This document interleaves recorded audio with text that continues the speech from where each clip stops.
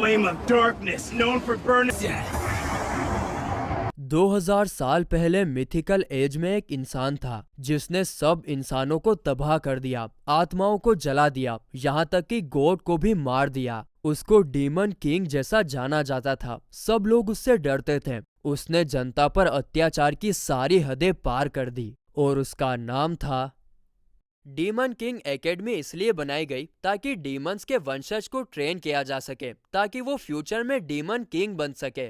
Demon king 2000 साल पहले मर चुका था। ऐसा कहा जाता है कि इस साल वो वापस जन्म लेगा। इस साल जो क्लास आने वाली है उसमें डीमंस के वंशज भी इंक्लूड हैं और शायद इन्हीं में डीमन किंग वापस जन्म लेगा। अगर ऐसा हुआ तो डीमन रेस के लिए ये काफी खुशी की बात है। ये बात हम कुछ गिने चुने स्टूडेंट्स को डीमन किंग एकेडमी के इनविटेशन लेटर में पढ़ते हुए देखते हैं जो उन्हें एक उल्लू ने दिया था। जिसके बाद सीन शिफ्ट होता है और हमें डीमन किंग एकेडमी दिखाई जाती है जहां पर मीशा नाम की लड़की एंट्रेंस टेस्ट देने के लिए जा रही थी, लेकिन तभी कुछ स्टूडेंट से टकराने के कारण उसका हॉल टिकट नीचे गिर जाता है जिसे एनोस नाम का लड़का उठाकर उसे देता है, जिस पर मीशा उससे थैंक्स बोलती है। तभी एक लड़का जिसे हम सीरीज में बुली कहकर पुकारेंगे वो उन दोनों का मजाक उड़ाने लगता है। अले ले ले ले ले देखो तो बच्चों को एग्जाम्स दिलवाने के लिए पेरेंट्स भी साथ में आए हैं। लेकिन मीशा और एनोस उसकी बचकानी बातों पर कोई ध्यान नहीं देते और आगे निकल जाते हैं, जिसके कारण बुली एनोस को आवाज लगाता है, हे मैंने तुमसे कुछ कहा, तुमने सुना नहीं? जिस पर एनोस कहता है, अरे तुम हमसे बात कर रहे थे, असल में तुम्हारी मैजिकल पावर इतनी ज्यादा कम है कि मैं तुम्हें देख ही नहीं पाया। जिसे सुनकर बुली को काफी ज्यादा गुस्सा आता है और वो अपनी डार्क मैजिकल फ्लेम्स का यूज करके इन दोनों को स्केलेटन में बदलने की धमकी देता है। लेकिन तभी एनोस फूंक मारकर डार्क फ्लेम को बुझा देता है और कहता है, ओ तो तुम माचिस की तीली से हमें जलाने की बात कर रहे हो। जिसे सुनकर बुली एनोस के बारे में अनाप शनाप बोलने लगता है, जिसके जवाब में एनोस हिप्नोटाइज मैजिक का यूज करके बुली को घुटनों पर बिठा देता है। और ये चीज देखकर मीशा शोक में रह जाती है क्योंकि बुली एक रॉयल फैमिली से बिलोंग करता है और उसे एनोस ने इतनी आसानी से हरा दिया। इसके बाद एंट्रेंस एग्जाम के तौर पर दो लोगों के बीच फाइट करवाई जाती है, जिसमें से जो भी जीतेगा उसे ही डीमन किंग एकेडमी में एडमिशन मिलेगा। और किस्मत से यहाँ पर एनोस के साथ फाइट करने के लिए बुली को चुना जाता है, जो कि एक मैजिकल आर्मर और मैजिकल स्वॉर्ड के साथ वहाँ पर आता है। वहीं दूसरी तरफ एनोस एकदम शांत लेकिन पावरफुल तरीके से उसके सामने खड़ा था। अब यहाँ पर बुली अपनी फैमिली की बढ़ाई करने लगता है कि हम कितने पावरफुल हैं और अब तुम नहीं बचोगे। लेकिन एनोस उसकी बातों पर ध्यान नहीं देता, जिसके बाद बुली अपनी जलती हुई तलवार से एनोस पर अटैक करने के लिए आगे बढ़ता है। लेकिन एक बार फिर एनोस फूंक मारकर ही तलवार की आंख बुझा देता है और वहाँ पर बैठे सारे स्टूडेंट्स एनोस की पावर को देखकर होचक्के रह जाते हैं। आगे एनोस बुली से कहता है, चलो मैं तुम्हें जीतने का एक मौका देता हूँ। मैं इस जगह से हिलूंगा भी नहीं, मैजिक का यूज भी नहीं करूंगा, यहाँ तक कि अपनी सांस और शब्दों में भी ताकत नहीं भरूंगा, फिर भी तुम्हें हरा दूंगा। जिस पर बुली कहता है, हाँ, तुम मेरे आर्मर पर मैजिक का यूज कर ही नहीं सकते, इसलिए बहाना बना। बूम! वो आगे कुछ कह पाता उससे पहले ही कोई अनजान फोर्स उसे एक घुसंड दे मारती है, जिसके कारण उसके पूरे शरीर में से खून निकलने लग जाता है और वो पूरे तरीके से लहूलुहान हो जाता है। ये तुमने क्या किया? जिसके जवाब में एनोस बोलता है, तुम्हें मेरी हार्ट बीट फील हो रही है? दरअसल यहाँ पर एनोस ने खाली अपनी हार्ट बीट से उसको धराशायी कर दिया था। जिसके बाद बुली उस घायल हालत में बोलता है, मुझे पता है अब तुम मैजिक से जबरदस्ती मुझसे हार मनवाओगे। तो एनोस बोलता है, अच्छा चलो अब तुम अपनी इच्छा से हार मानोगे। जिस पर बुली कहता है कि मैं मर भी जाऊं तो भी हार नहीं मानूंगा। तभी एनोस चुटकी बजाकर उसे सच में मार देता है और 3 सेकंड के अंदर बोलता है, इग्नल, जिससे बुली वापस जिंदा हो जाता है। दरअसल दोस्तों ये एक प्रकार का मैजिक है जिसे किसी के भी मरने के 3 सेकंड के अंदर यूज किया जाता है, जिससे वो इंसान वापस जिंदा हो सकता है। और ये 3 सेकंड के अंदर इसलिए यूज किया जाता है क्योंकि मरने के 3 सेकंड तक आत्मा वहीं रहती है। तो वापस जिंदा करने के बाद एनोस बुली से पूछता है, क्या तुम हार मानते हो या तुम्हें फिर से मारूं? सोच लो, हमें एक ही लाइफ मिलती है। जिस पर बुली कहता है, मैं हार नहीं मानूंगा। तो एनोस उसे 7-8 बार मारकर वापस जिंदा करता है। साथ ही में वो कहता है कि जो भी इस जादू से वापस जिंदा होता है उसका नजरिया चेंज हो जाता है। तुम्हारा क्या ख्याल है मिस्टर बुली? सरप्राइजिंगली बुली हार मान लेता है। दोस्तों, ऐसा इसलिए हुआ क्योंकि उसने पहली बार मौत को बहुत करीब से देखा था। उसने रियल डर को देखा था और इसीलिए उसका नजरिया चेंज हो गया था। और दोस्तों, इस तरह एनोस उसे बिना जबरदस्ती किए हार मनवा लेता है। जिसके बाद मैजिकल असेसमेंट टेस्ट के दौरान जहां पर दूसरे स्टूडेंट्स के स्कोर 200 से 300 के बीच आ रहे थे, वहीं पर मीशा का स्कोर 1 लाख के ऊपर आता है। और एनोस का तो पूछो ही मत, उसकी पावर इतनी ज्यादा थी कि जो क्रिस्टल मैजिक कैलकुलेट कर रहा था वही ब्लास्ट हो जाता है। इसके बाद एप्टीट्यूड टेस्ट में भी मीशा और एनोस काफी आसानी से पास हो जाते हैं। अब सब कुछ खत्म होने के बाद एनोस और मीशा एकेडमी के बाहर मिलते हैं। एनोस मीशा को अपने घर पर डिनर के लिए इनवाइट करता है। वो कहता है कि मीशा को देखकर उसकी मोम काफी ज्यादा खुश होगी। जिसके बाद एनोस टेलीपोर्टेशन मैजिक का यूज करके मीशा को अपने घर लेकर आता है। तो वहीं घर के अंदर एंटर होते ही एनोस की मोम उससे एंट्रेंस टेस्ट के रिजल्ट के बारे में पूछती है, जिस पर एनोस कहता है कि वो पास हो गया है। जिसे सुनकर उसकी मोम काफी ज्यादा खुश होती है और कहती है कि जन्म लेने के 1 महीने के बाद ही तुमने डीमन किंग एकेडमी में एडमिशन ले लिया। जिसे सुनकर हम समझ जाते हैं कि एनोस अभी 1 महीने का ही है, लेकिन समहाउ उसकी ग्रोथ बाकियों के मुकाबले काफी ज्यादा तेजी से हुई है। अब ऐसा क्यों हुआ उसके बारे में तो हमें आगे के एपिसोड में ही पता चलेगा। जिसके बाद एनोस अपनी मोम को मीशा से मिलवाता है, जिसे देखकर मोम खुशी के मारे कहती है, अरे वाह बेटा, अभी तो तुम 1 महीने के ही हो और अभी से तुम अपनी वाइफ को घर भी लेकर आ गए। तो वहीं एनोस के डैड तो उसकी मोम से भी 1 कदम आगे निकलते हैं, जो मीशा के बारे में जानकर कहते हैं, ये हुई ना मर्दों वाली बात बेटा।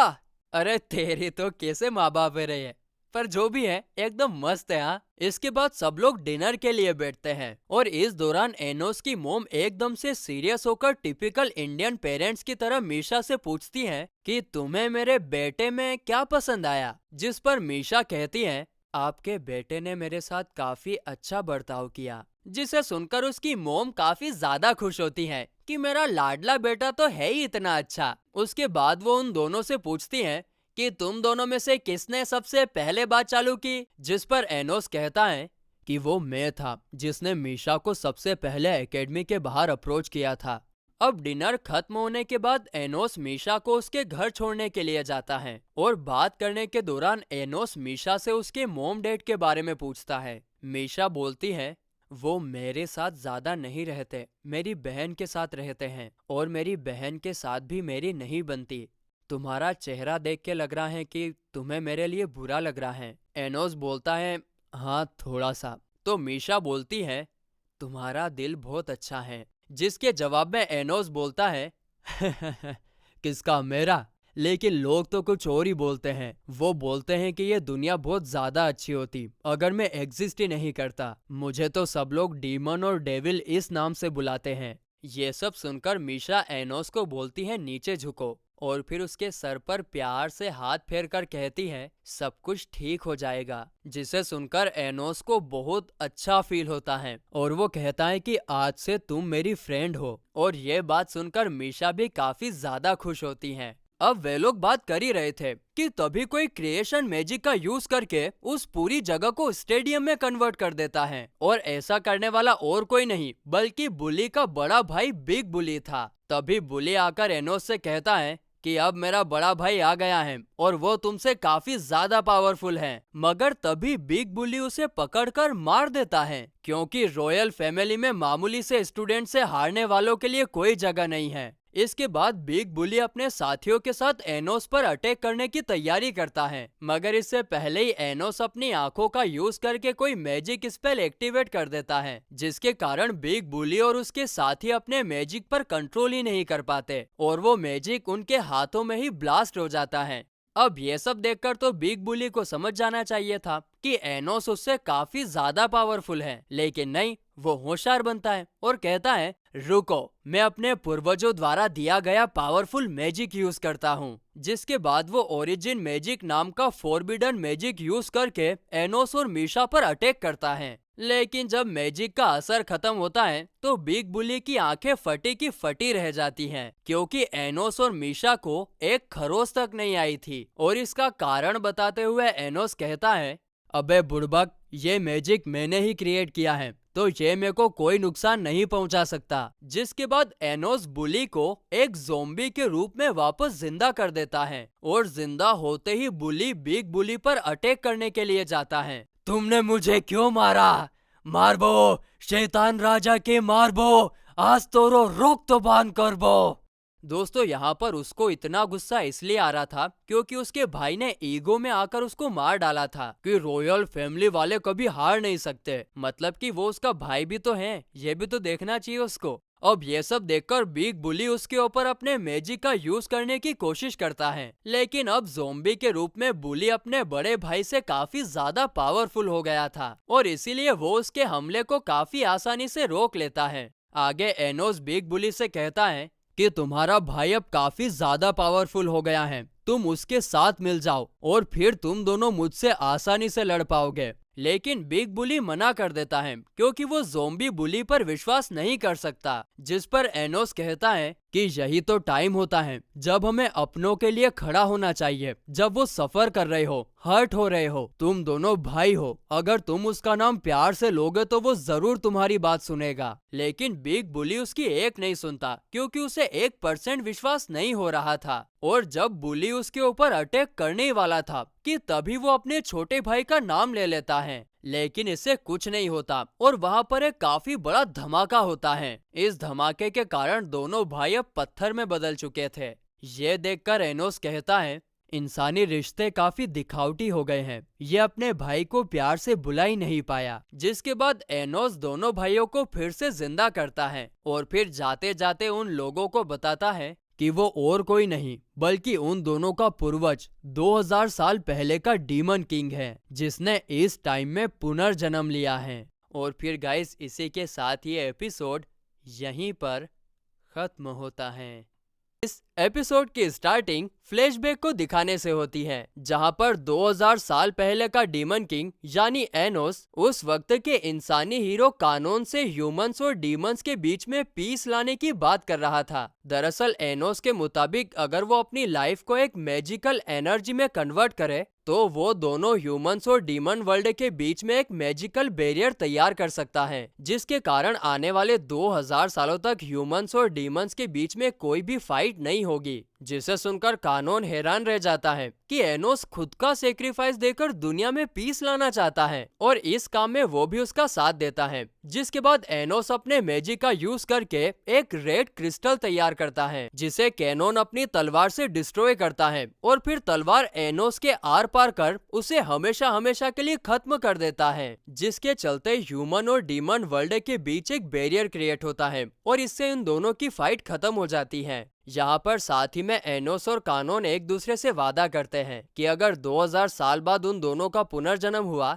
तो वो लोग एक दूसरे के दोस्त जरूर बनेंगे। और फिर इसके बाद हमें 2000 साल आगे एनोस का पुनर्जन्म दिखाया जाता है, जिसे देखकर उसके पेरेंट्स काफी ज्यादा खुश होते हैं। और जब वे लोग उसका नाम रखने ही वाले होते हैं कि तभी एनोस खुद अपने मुंह से उन लोगों को नाम बताता है, जिसे सुनकर उनके पेरेंट्स के तो होश ही उड़ जाते हैं कि इतना छोटा सा बच्चा अभी से बोलने कैसे लग गया। इसके बाद सीन प्रेजेंट में शिफ्ट होता है, जहाँ पर हमें पता चलता है कि एनोस और मीशा को डीमन किंग एकेडमी में एडमिशन मिल गया है। और इतना ही नहीं बल्कि एंट्रेंस टेस्ट में एनोस ने टॉप किया है। तो वहीं आगे मीशा से एनोस को एक चौंकाने वाली बात पता चलती है कि यहाँ के लोग पिछले 2000 सालों से किसी और शख्स को डीमन किंग मानते आ रहे हैं, यानी कि किसी को पता ही नहीं है कि एनोस नाम का कोई डीमन किंग भी था। जिसे सुनकर एनोस मन में कहता है कि 2000 साल पहले उसके मरने के बाद जरूर किसी ने फेक डीमन किंग को एस्टेब्लिश किया है और उसी के कारण ये सब कुछ हुआ। इसके बाद टीचर क्लास में आकर सभी स्टूडेंट्स को बताती है कि उन लोगों को 3 ग्रुप्स में डिवाइड किया जाएगा और हर ग्रुप का एक लीडर भी होगा, जिसे एक मैजिक सर्कल को क्रिएट करके दिखाना होगा और जो इस मैजिक सर्कल को क्रिएट करेगा वही लीडर चुना जाएगा। जिसके बाद लीडर बनने के लिए एनोस अपना हाथ खड़ा करता है, लेकिन टीचर उसे मना कर देती है, शेमड़ी कहीं की, क्योंकि एनोस का खून मिलावट वाला है, बाकी सब जैसा प्योर नहीं है, और इसीलिए तो वो डीमन किंग बनने के लिए मिसफिट है। अब ये मिसफिट कैसे डीमन किंग बनेगा वो तो हमें एपिसोड्स में बाद में ही पता चलेगा। और क्योंकि उसका खून मिलावट वाला है इसीलिए वो लीडर भी नहीं बन सकता। मगर एनोस टीचर को मैजिक सर्कल बॉन्ड क्रिएट करने के लिए चैलेंज करता है और वो उसे काफी आसानी से क्रिएट करके जीत भी जाता है। और वो यहीं पर नहीं रुकता है, बल्कि वो सालों से लोग जिस मैजिक सर्कल को फॉलो करते आ रहे हैं उसे भी गलत ठहराता है, और वो उसमें भी कई सारे चेंजेस करता है, जिसे देखकर टीचर भी हैरान रह जाती हैं, क्योंकि डीमन किंग फैमिली के बनाए हुए मैजिक सर्कल में चेंजेस करना कोई मामूली बात नहीं होती है। और फिर ये सब देखने के बाद टीचर को उससे इम्प्रेस तो होना ही था, वो उसे फटाफट से लीडर घोषित कर देती है। इसके बाद टीचर सभी लीडर्स को अपना अपना ग्रुप बनाने के लिए कहती है। यहाँ पर हम देखते हैं कि तीनों लीडर्स में से एक लीडर साशा नाम की एक लड़की होती है, जो कि असल में मीशा की बड़ी बहन थी, लेकिन वो मीशा को कुछ खास पसंद करती नहीं थी। जिसके बाद साशा इन दोनों से बात करने के लिए आती है, और यहाँ पर हमें पता चलता है कि एनोस के ग्रुप में मीशा के अलावा और कोई भी नहीं था, कोई ज्वाइन ही नहीं हुआ था। इससे क्या मतलब है? वैसे भी एनोस को किसी और की जरूरत ही नहीं है, अपना भाई अकेला ही काफी है। साथ ही में हमें यहाँ पर यह भी पता चलता है कि मीशा ना ही कोई डीमन है और ना ही कोई इंसान है। दरअसल वो एक डॉल है जिसमें मैजिक के थ्रू जान डाली गई है। जिस पर एनोस कहता है कि तो क्या हुआ अगर वो मैजिक से बनी है, और साथ ही में वो यहाँ पर साशा की काफी ज्यादा बुराई भी करता है, जिसे सुनकर साशा को काफी ज्यादा गुस्सा आता है और वो अपनी डिमोनिक आइज को एक्टिवेट करती है, जिसके कारण क्लास की दीवारें टूटने लगती हैं और सबको लगने लगता है कि एनोस तो अब गया। क्या पागल लोग हैं यार ये। उसकी डिमोनिक आइज का एनोस पर 1% भी असर नहीं होता, और ये देखकर साशा हैरान रह जाती है। जिसके बाद एनोस अपनी डिमोनिक आइज का यूज करके साशा की बत्ती गुल कर देता है, और फिर वो साशा से कहता है कि अगर तुम चाहो तो हमारे ग्रुप में शामिल हो सकती हो। लेकिन साशा मीशा को एक डॉल कहकर मना करते हुए वहां से चली जाती है। तो वहीं स्कूल छूटने के बाद साशा एनोस को टीम कंपटीशन एग्जाम के लिए चैलेंज करती है। वो कहती है कि अगर तुम जीते तो मैं तुम्हारी टीम को ज्वाइन कर लूंगी, लेकिन अगर मैं जीती तो तुम्हें मेरा सर्वेंट बनकर रहना होगा, जिसे एनोस काफी आसानी से एक्सेप्ट कर लेता है, क्योंकि अपनी पब्लिक जानती है कि कौन जीतने वाला है। इसके बाद हमें डायरेक्ट कंपटीशन का सीन दिखाया जाता है, जहां पर साशा अपने ग्रुप के साथ एक बड़े से कैसल में एनोस और मीशा पर नजर रखे हुई थी। तो वहीं एनोस के कहने पर मीशा भी एक साथ 3 डीमन कैसल क्रिएट करती है, जिसे देखकर साशा समझ जाती है कि उन तीनों में से 2 फेक हैं और एक है जो रियल है, और इसीलिए वो तुरंत अपने ग्रुप से उन लोगों पर हमला करने के लिए कहती है। लेकिन तभी उन लोगों को काफी बड़ा झटका लगता है, क्योंकि एनोस उनके कैसल की तरफ ही आ रहा था। लेकिन इससे साशा को कोई फर्क ही नहीं पड़ता, क्योंकि उसको तो लग रहा था कि उसके कैसल पर 3 लेयर डिमोनिक प्रोटेक्शन लगी है, उसका कोई कुछ नहीं बिगाड़ सकता। लेकिन हम तो जानते ही हैं कि एनोस कितना ज्यादा पावरफुल है। वो उस प्रोटेक्शन को 1 सेकंड में ही तोड़ देता है और पूरे के पूरे कैसल को अपने एक हाथ में उठा लेता है। और ये देखकर तो साशा हैरान रह जाती है, उसे यकीन ही नहीं हो रहा था कि कोई इतना पावरफुल कैसे हो सकता है भैया। तो वहीं एनोस यहीं पर नहीं रुकता, वो इतने बड़े कैसल को किसी फुटबॉल की तरह उछालकर काफी दूर फेंक देता है, जिसके कारण साशा के पूरे ग्रुप की ऐसी की तैसी हो जाती है, बोले तो वाट लग जाती है। सब लोग मन में सोच रहे होंगे कि यार किससे पंगा ले लिया यार। लेकिन साशा यहाँ पर अभी भी हार नहीं मानती।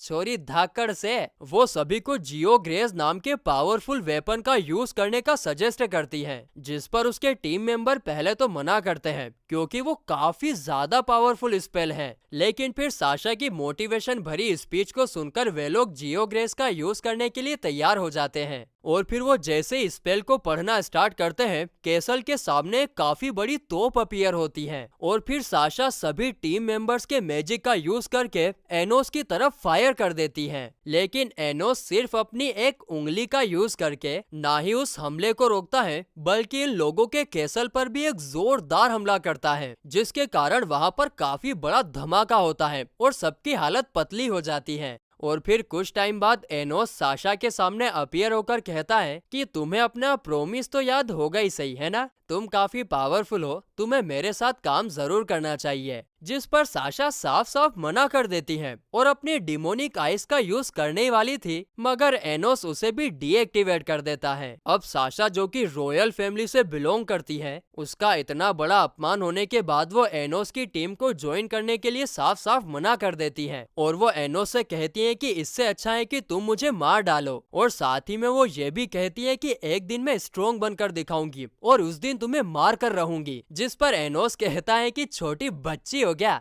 अगर मुझे मारना इतना आसानी होता तो 2000 साल पहले ही कोई ये काम कर चुका होता। तभी वहाँ पर मीशा आती है, जिसके मासूम से चेहरे को देखकर साशा एनोस की टीम को ज्वाइन करने के लिए मान जाती है। आगे साशा एनोस से पूछती है कि क्या तुमने मुझे सिर्फ मीशा के लिए अपने ग्रुप में शामिल किया है या फिर और कोई वजह है। जिस पर एनोस कहता है कि हाँ, एक और वजह है। दरअसल मुझे तुम्हारी डिमोनिक आइस काफी ज्यादा पसंद है, उसमें काफी ज्यादा पावर है। इससे पहले मैंने ऐसी डिमोनिक आइस कभी नहीं देखी। जिसे सुनकर साशा टमाटर की तरह लाल हो जाती है। इसके बाद एनोस मीशा और साशा दोनों को अपने घर लेकर आता है, जिसे देखकर एनोस की मोम कहती है कि बाप रे बाप, क्या लड़का ये 2 दुल्हने घर पर लेकर आ गया। यहाँ तो लोगों को एक लड़की नहीं मिल रही। तो वहीं उसके डैड भी खुशी के मारे रोने लगते हैं। आगे एनोस के हंसते खेलते पेरेंट्स को देखकर साशा को काफी ज्यादा खुशी होती है। तो वहीं डिनर हो जाने के बाद साशा मीशा से पूछती है कि क्या तुम एनोस को पसंद करती हो, जिस पर मीशा हाँ में जवाब देती है। इसके बाद एनोस दोनों लड़कियों को उनके घर तक छोड़ने के लिए जाता है। तो वहीं मीशा के अंदर जाने के बाद साशा एनोस से बात करने के लिए वापस बाहर आती है। कुछ तो होने वाला है महाराज। वो उसे थैंक्स बोलती हैं मीशा और उसके बीच सब कुछ ठीक करने के लिए, जिस पर एनोस एकदम अच्छे बच्चे की तरह योर वेलकम कहता है। और फिर हम देखते हैं कि एकदम से साशा का मूड रोमांटिक होता है और वो एनोस को अपने पास आने के लिए कहती है, लेकिन एनोस मना कर देता है। नहीं नहीं नहीं यार, मैं नहीं आ पाऊंगा यार, मुझसे नहीं हो पाएगा यार ये तो। मगर साशा के एक बार और रिक्वेस्ट करने पर वो उसके करीब आ जाता है और फिर साशा उसके हाथ पकड़कर उसे लिप टू लिप पूरी फीलिंग के साथ किस करती है। और फिर उन दोनों का हो जाने के बाद साशा एनोस से कहती है कि ये सिर्फ एक थैंक यू किस था, उसके अलावा और कुछ भी नहीं। और वो यहाँ पर यह भी कहती है कि मैंने लाइफ में पहली बार किसी को किस किया है। जिस पर अपना भोला भाला डीमन किंग एनोस साशा को उसकी फर्स्ट किस के लिए थैंक्स बोलता है। तो दोस्तों, इस एपिसोड की स्टार्टिंग मीशा और साशा को दिखाने से होती है। यहाँ पर साशा मीशा से पूछती है कि क्या तुम एनोस को लाइक करती हो, जिस पर मीशा हाँ में जवाब देती है। और जब सेम क्वेश्चन मीशा साशा से पूछती है तो साशा साफ साफ मना कर देती है कि वो एनोस जैसे लड़के को कभी लाइक नहीं करेगी। लेकिन उसके टमाटर जैसे लाल चेहरे को देखकर हम समझ पाते हैं कि वो झूठ बोल रही है, झूठ ले गई की। साथ ही में साशा यहाँ पर उसके डिमोनिक आइस के बारे में भी बात करती है कि उसकी डिमोनिक आइस को देखकर कोई भी उसके पास नहीं आता था और ना ही उसने कभी घर से बाहर जाने की हिम्मत की, क्योंकि उसकी डिमोनिक आइस हमेशा डिस्ट्रक्शन ही करती थी। लेकिन एक मीशा ही थी जो बिना डरे उसके पास आती थी और मीशा की वजह से ही उसने अपने डिमोनिक आइस पर थोड़ा बहुत ही सही पर कंट्रोल करना सीख लिया था। इसके बाद सीन शिफ्ट होता है और हम एनोस और मीशा को क्लास में बैठे हुए देखते हैं। उनकी बातों से हमें पता चलता है कि अगले दिन साशा का बर्थडे है और मीशा उसे गिफ्ट देने के बारे में सोच रही है। तभी साशा उनके पास आकर बैठती है और फिर थोड़ी देर बाद टीचर अनाउंस करती है कि आज क्लास में डीमन किंग के 7वें वंशज आने वाले हैं, तुम्हें मैजिक स्पेल के बारे में लेक्चर देने के लिए। जिसे सुनकर एनोस को कुछ समझ नहीं आता। तो साशा कहती है कि तुम सच में डीमन किंग बनने के लिए मिस फिट ही हो। 2000 साल पहले डीमन किंग ने अपने ब्लड से अपने साथ सबऑर्डिनेट्स को बनाया था और उन्हीं में से 7वें आज यहाँ पर आने वाले हैं, जिन्होंने इस डीमन किंग एकेडमी को भी बनाया है। जिसे सुनकर एनोस मन में कहता है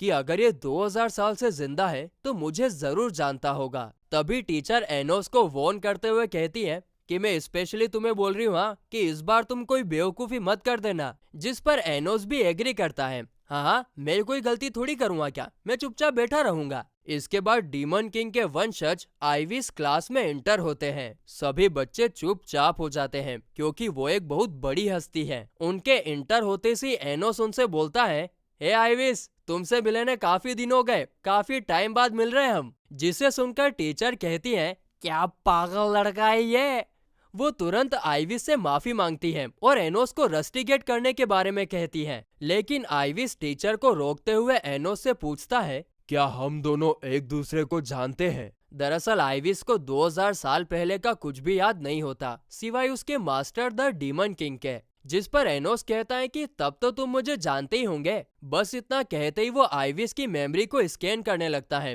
ताकि उसे सब कुछ याद आ जाए। और इधर तो टीचर और स्टूडेंट्स की भयंकर वाली फट गई थी कि क्या आदमी यार, ये इनके साथ क्या कर रहा है। तो वहीं एनोस को आइविस की मेमोरी से कुछ भी खास पता नहीं चलता। इसके बाद हम देखते हैं कि आइविस एनोस की इस हरकत से जरा भी नाराज नहीं होता, बल्कि वो चुपचाप आगे जाकर अपना लेक्चर देने लगता है। अब पूरा लेक्चर खत्म होने के बाद हम एनोस और आइविस को बात करते हुए देखते हैं। आइविस कहता है कि क्लास में जब तुमने मेरे माइंड को स्कैन किया तब मुझे लगा कि मैं 2000 साल पहले जा चुका हूँ। तुमने जब क्या किया था? जिस पर एनोस उसे मैजिक का नाम बताता है, जो कि एक एंशिएंट मैजिक है और आज के समय में उस मैजिक के बारे में कुछ ही लोगों को पता है। और यहाँ पर एनोस आइविस को सीधे सीधे बता देता है कि उसका मास्टर और कोई नहीं बल्कि वो खुद है, और वो जिसे अब तक अपना मास्टर मानते आ रहा था वो एक फेक डीमन किंग है, जिसे 2000 साल पहले मेरे जाने के बाद किसी ने बनाया है, और शायद उसी ने तुम्हारी मेमोरी के साथ भी छेड़खानी करी है।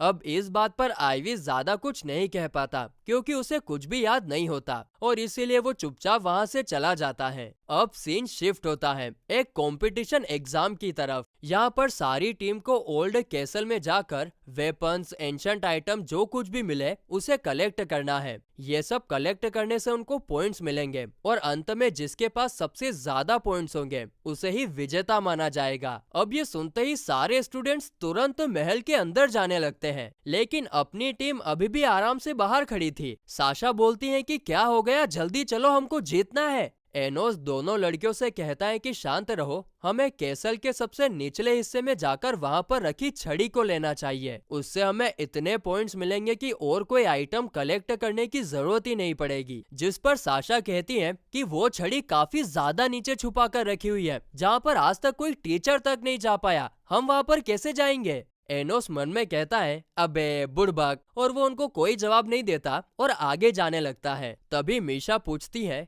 कि तुम्हें कैसे पता कि वो छड़ी हमें नीचे मिल ही जाएगी? जिस पर एनोस कहता है, ये कैसल ही मेरा है, मुझे सब कुछ पता है। इसके बाद चलते चलते साशा आगे निकल जाती है, और तब एनोस मीशा से कहता है कि नीचे ट्रेजर रूम में तुम्हें जरूर कोई काम की चीज मिल जाएगी जिसे तुम साशा को गिफ्ट दे सकती हो, और मैं तुम्हारे लिए भी कोई चीज ले लूंगा। वैसे तुम्हारा बर्थडे कब है? जिस पर मीशा कहती है कल, यानी कि वो और साशा ट्विंस है। लेकिन मीशा को कोई गिफ्ट नहीं चाहिए होता है, वो बस साशा को गिफ्ट देकर खुश करना चाहती है। अब आगे चलते चलते वे लोग एक दीवार के पास पहुंचते हैं जहां से आगे जाने का कोई रास्ता नहीं होता। यहाँ पर साशा अपनी डिमोनिक आइज का यूज करती है ताकि अगर कोई सीक्रेट पैसेज हो तो उसका पता चल सके, लेकिन ऐसा कोई सीक्रेट पैसेज वहाँ पर नहीं होता। जिसके बाद एनोस बोलता है, ए छोरी, ये कैसल मेरा है, मुझे पता है कि क्या करना है। और वो एक दीवार को तोड़ते हुए दूसरी तरफ निकलता है, और सच में वहाँ पर एक सीक्रेट पैसेज निकलता है।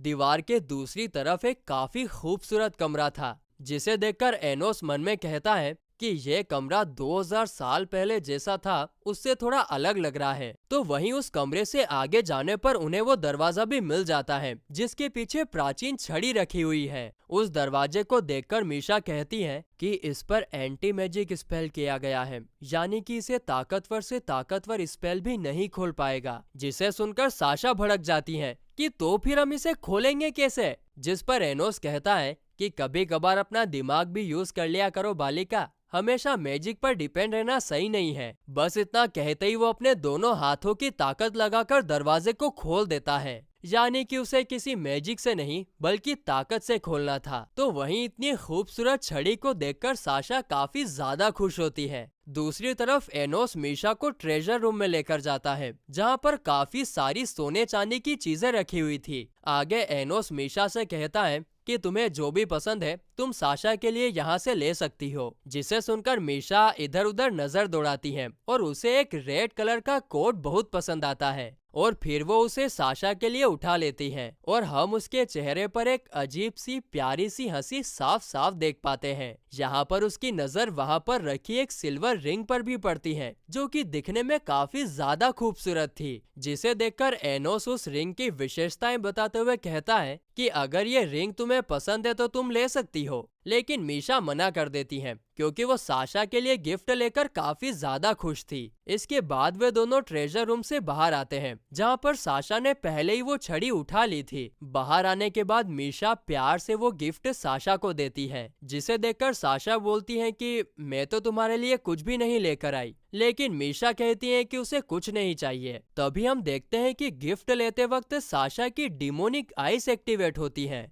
इसके बाद साशा उस गिफ्ट को ट्राई करने का डिसाइड करती है, लेकिन एनोस वहीं पर खड़ा उन दोनों को घूर रहा था, जिसे देखकर साशा एनोस को बोलती है, तुम क्या कर रहे हो प्यारे, ट्रेजर रूम में जाओ, मैं यहाँ पर चेंज कर रही हूँ। वहीं ट्रेजर रूम में वापस जाने से पहले मीशा एनोस को गिफ्ट के लिए थैंक्स बोलती है, जिसके बाद मीशा साशा को वो कोट पहनाती है। और इस दौरान मीशा काफी ज्यादा स्माइल कर रही थी क्योंकि वो इस दिन का काफी टाइम से वेट कर रही थी। अब इसके कुछ टाइम बाद जब एनोस बाहर आता है तो वो देखता है कि साशा ने मीशा को चाकू मारकर जख्मी कर दिया है, जिसके बारे में पूछने पर साशा बताती है कि तुम लड़के कितने ज्यादा बेवकूफ होते हो, सिर्फ एक किस के बदले में तुमने मुझ पर यकीन कर लिया और मुझे यहाँ पर लेकर आ गए। अब इसके बदले में इस कंपटीशन एग्जाम में टॉप करूंगी। साथ ही में यहाँ पर यह भी रिवील होता है कि साशा अगर अपनी लाइफ में किसी से सबसे ज्यादा हेट करती है तो वो मीशा है, और अब तक जो वो मीशा के साथ अच्छा बर्ताव कर रही थी वो सब कुछ एक नाटक था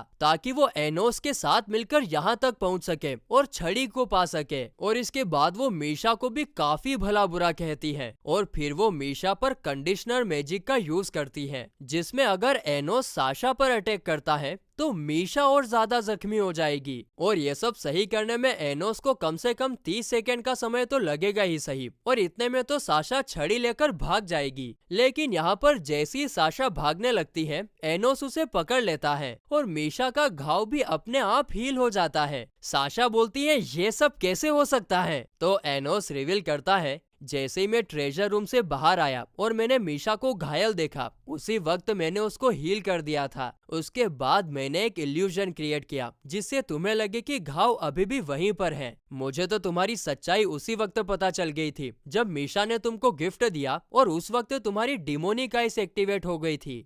अब इतना सब होने के बाद साशा को काफी ज्यादा गुस्सा आता है और वो अपनी डिमोनिक आइस का यूज करके डिस्ट्रक्शन करने की कोशिश करती है, लेकिन एनोस अपनी डिमोनिक आइस का यूज करके साशा को फ्रीज कर देता है और वो उसे खत्म करने ही वाला था कि तभी मीशा उठकर उसे रोक देती है, क्योंकि भले ही साशा उसे अपनी बहन ना मानती हो, उससे हेट करती हो, लेकिन मीशा तो उसको अपनी बहन मानती है ना। और फिर एनोस मीशा के कहने पर साशा को छोड़ देता है और छूटते ही साशा छड़ी लेकर वहाँ से भागते हुए कहती है, मीशा तुम एक बेवकूफ लड़की हो और अपने लाइफ के आखिरी वक्त तक तुम इसे रिग्रेट करोगी। एनोस मीशा से बोलता है कि यह सब क्या चल रहा है, तो मीशा बताती है कि वो कल आधी रात को गायब हो जाएगी। मीशा नेक्रोन इस नाम की लड़की इस दुनिया में कभी एग्जिस्ट ही नहीं करती थी। और फिर गाइस इसी सस्पेंस के साथ ये एपिसोड यहीं पर खत्म होता है। इस एपिसोड की स्टार्टिंग में मीशा एनोस को बताती है कि वो कोई साशा की ट्विन सिस्टर नहीं है, बल्कि उसकी सोल से बनी हुई एक डॉल है, जिसे सुनकर एनोस समझ जाता है कि ये सब किया कराया आइविस का है। दरअसल उसने एक स्पेल की मदद से साशा के सोल के 2 टुकड़े किए थे, जिसके दूसरे हिस्से को आज हम मीशा के नाम से जानते हैं। और यहाँ पर हमें ये भी पता चलता है कि मीशा के बर्थडे वाले दिन यानी आज रात को वो पूरी तरह से गायब होकर साशा में समा जाएगी, जिससे साशा की पावर मीशा की नॉलेज की वजह से कई गुना ज्यादा बढ़ जाएगी, जिससे डीमन रेस और भी ज्यादा स्ट्रॉन्ग हो जाएगी। और आइविस भी यही चाहता था। आगे मीशा बोलती है कि मुझे मीशा में समा जाने का कोई दुख नहीं है, वो तो मुझे पहले से ही पता था कि ये सब होने वाला है। दुख तो इस बात का था कि मैं ये 15 साल अच्छे से जीना चाहती थी, लेकिन मीशा नेक्रोन वो तो लोगों के लिए एग्जिस्ट ही नहीं करती, वो तो खाली बस एक डॉल है। मैंने मेरी जिंदगी का काफी टाइम अकेले ही गुजारा है, उसके बाद फिर तुम आए और मेरे लिए तो ये मिरेकल है। एनोस, अगर तुम मेरे दोस्त नहीं बनते, इतने में तो एनोस उसे खींचकर गले लगा लेता है। चुप कर पागल, बेकी बेकी बातें कर रही है। अच्छा तुम मुझे ये बताओ कि मैं तुम्हारी कोई विश पूरी कर सकता हूँ? तो मीशा बोलती है, मैं चाहती हूँ कि साशा मुझसे हेट ना करे। जिसके जवाब में एनोस कहता है, चलो ठीक है, लेकिन उसके लिए तुम्हें एक प्रॉमिस मुझे भी करना होगा कि तुम पूरी तरीके से ये बिलीव करोगी कि कल का सूरज तुम जरूर देखोगी। जिस पर साशा उसे प्रॉमिस करती है और फिर एनोस बोलता है, तो चलो फिर अब साशा को रोकते हैं। दूसरी तरफ साशा वहां से बाहर जा ही रही थी कि तभी गेट बंद हो जाता है, जो कि एनोस ने ही किया था। आगे एनोस बोलता है, हाय साशा, दरअसल मीशा तुमसे दोस्ती करना चाहती है, तो मैंने सोचा कि उसकी मदद कर दूं। जिसके जवाब में साशा एकदम गुस्से में और नफरत में बोलती है, कितनी बेशरम लड़की हो तुम, तुम्हें याद नहीं कि मैंने तुम्हारे साथ क्या क्या किया? मैं तुमसे नफरत करती हूँ। जिस पर मीशा बोलती है, सच बताओ, क्या तुम सच में मुझसे हेट करती हो?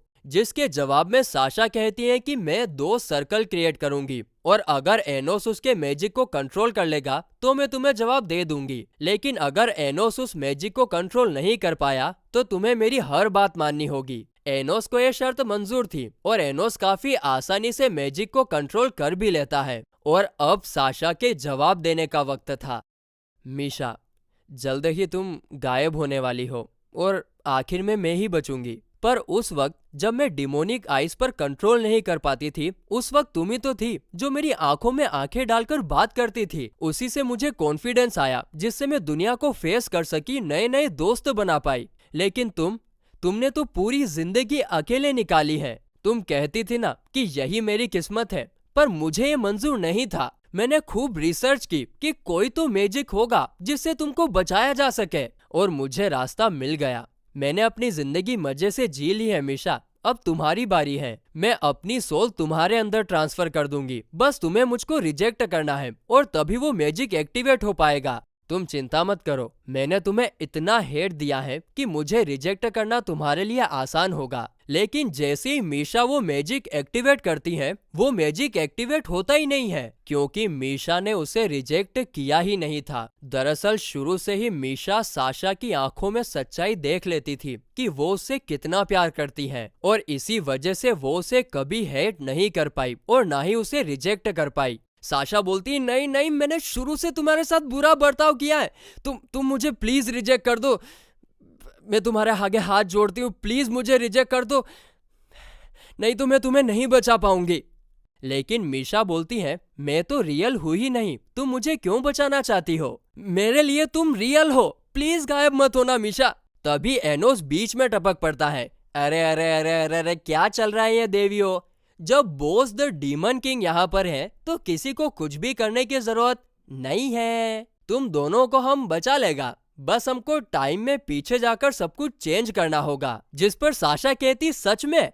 लेकिन हम इतने पावरफुल स्पेल्स को अकेले एक्टिवेट नहीं कर पाएंगे। जिस पर एनोस अपनी पावर उनके साथ शेयर करता है ताकि वे लोग टाइम में पीछे जाकर अपने पास्ट को चेंज कर सके। मगर तभी आइविस पीछे से आकर एनोस को स्टेप कर देता है। दोनों लड़कियां शोक में रह जाती हैं कि ये यहाँ पर कैसे आ गया। दरअसल आइविस दोनों लड़कियों की मदद से अपने पुराने फेक डीमन किंग को वापस जिंदा करना चाहता था। लेकिन तभी अपना हीरो उसका सर ऊपर करके कहता है, क्या तुम्हें पता नहीं है कि मैं तो पहले से ही वापस आ चुका हूँ? जिसके बाद एनोस आइविस की तलवार से उसे ही स्टेप कर देता है और उससे कहता है कि मेरे पास अभी तुम्हारे से लड़ने के लिए टाइम नहीं है। इसके बाद वो टाइम ट्रेवल स्पेल का यूज करता है, लेकिन बदकिस्मती से वे लोग व्हाइट स्पेस में अटक जाते हैं, जहां पर उनका सामना गार्डियन ऑफ द टाइम से होता है, जो कि टाइम को प्रोटेक्ट करने का काम करता है। आगे वो गार्डियन एनोस को टाइम के साथ छेड़छाड़ करने के लिए मना करता है, लेकिन एनोस उसकी एक नहीं सुनता और इसलिए गार्डियन तुरंत आइविस को लेकर आता है। वो उसे अपनी पावर्स देकर एनोस को खत्म करने का ऑर्डर देता है। अब यह देखकर एनोस आइविस पर अपने मैजिक से हमला तो तो करता है, लेकिन मैजिक का आइविस पर कोई भी असर नहीं होता है, क्योंकि अब वो अपने हिसाब से टाइम को रोक और चला सकता है और इसी कारण से उस पर कोई भी मैजिक का असर नहीं होगा। इसके बाद आइविस एनोस पर अटैक करता है, लेकिन एनोस प्रोटेक्शन सील की मदद से खुद को और दोनों लड़कियों को बचा लेता है। लेकिन यहाँ पर आइविस भी कुछ कम नहीं होता है, वो प्रोटेक्शन सील के पीछे से आकर एक बार फिर एनोस को स्टेप कर देता है, जिसके कारण एनोस एकदम से गायब हो जाता है।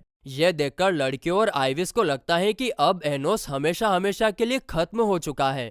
लेकिन तभी कोई आइविस के कंधे पर हाथ रखता है और वो और कोई नहीं बल्कि अपना हीरो एनोस था, जिसने अपने मरने के बाद भी रिसरेक्शन मैजिक का यूज करके खुद को वापस से रिसरेक्ट किया। अब यह देखकर आइविस की फटकर 8 नहीं डायरेक्ट 16 हो जाती है और फिर वो तुरंत एनोस को रोकने के लिए व्हाइट स्पेस का टाइम स्टॉप करता है ताकि एनोस भी रुक जाए। अब टाइम रोकने से दोनों लड़कियां तो रुक जाती हैं, लेकिन एनोस वो तो नहीं रुकता, वो तो महाराजा है। यह देखकर आइविस की फटकर अब 32 हो चुकी थी।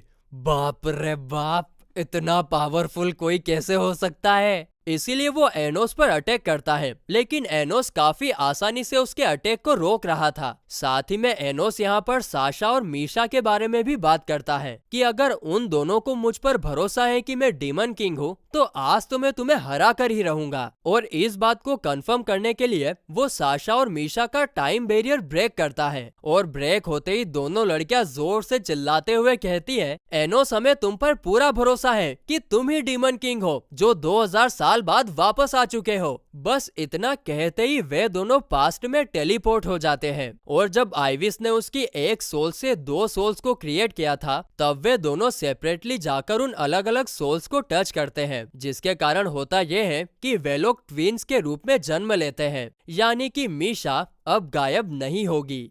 अब ये देखकर आइविस को काफी ज्यादा बुरा लगता है, क्योंकि एनोस ने 2000 साल की प्लानिंग को मिट्टी में मिला दिया था। अब क्योंकि दोनों लड़कियों का तो पास्ट चेंज हो ही चुका था, इसलिए अब एनोस आइविस के साथ लड़ने के लिए एक काफी ताकतवर स्पेल को एक्टिवेट करता है, जिसके थ्रू वहां पर एनोस की रियल डिमोनिक स्वॉर्ड अपीयर होती है। जिसके बाद वो आइविस से कहता है कि अब मैं तुम्हें बताऊंगा कि डीमन किंग के खिलाफ जाने का क्या नतीजा होता है, वो भी उसी के कैसल में। अब ये देखकर आइविस की फटकर 120 हो चुकी थी और अब ये नंबर और आगे बढ़ पाता उससे पहले ही एनोस डिमोनिक स्वॉर्ड आइविस के सर के आर पार कर देता है, जिससे आइविस हीलिंग पावर का यूज करके हील करने की कोशिश तो करता है, लेकिन उसका उस पर कोई भी असर नहीं होता है और इसीलिए आइविस हमेशा हमेशा के लिए डिस्ट्रॉय हो जाता है। जिसके बाद एनोस वापस अपने कैसल में आता है और फिर रिसरेक्शन मैजिक का यूज करके आइविस को फिर से जिंदा करता है। जिंदा होते ही आइविस एनोस के सामने सर झुकाकर माफी मांगता है, क्योंकि अब उसके अंदर की डिमोनिक और गार्डियन गॉड की पावर जा चुकी थी, जस्ट बिकॉज ऑफ एनोस की डिमोनिक स्वॉर्ड की वजह से। यहाँ पर साथ ही में उसने एनोस को डीमन किंग भी मान लिया था, लेकिन अभी भी उसकी मेमोरी तो वापस नहीं आई थी। यहाँ पर एनोस उसके माइंड को स्कैन करने की कोशिश भी करता है, लेकिन उसे कुछ खास पता नहीं चल पाता। तो फिर इसीलिए एनोस फेक डीमन किंग का पता लगवाने के लिए आइविस को बाकी के 7 डीमन लॉर्ड्स को इन्वेस्टिगेट करने के लिए कहता है। जिसके बाद साशा और मीशा भी टाइम ट्रेवल से वापस आते हैं और वे लोग काफी ज्यादा खुश थे कि उन लोगों ने आखिरकार कर दिखाया और अब तो मीशा कभी भी गायब नहीं होगी। साथ ही में यहाँ पर साशा मीशा से माफी भी मांगती है, क्योंकि उसने अभी तक उसे काफी भला बुरा कहा था। और फिर अंत में एनोस मीशा को वही रिंग पहनाता है जिसे मीशा ने ट्रेजर रूम में देखा था और वो कहता है, हैप्पी बर्थडे मीशा, तुम्हारा नया जन्म हुआ है। इधर ये सब देखकर साशा का चेहरा थोड़ा बहुत लाल होने लगता है, पता नहीं क्यों हो रहा है, मगर हो तो रहा है। इसके बाद एनोस दोनों लड़कियों को अपने घर डिनर के लिए इनवाइट करता है, उसकी मोम के हाथ का खाना खाने के लिए, जिस पर दोनों लड़कियां हाँ में सर हिलाती हैं। और फिर इसी के साथ ये एपिसोड यहीं पर खत्म होता है।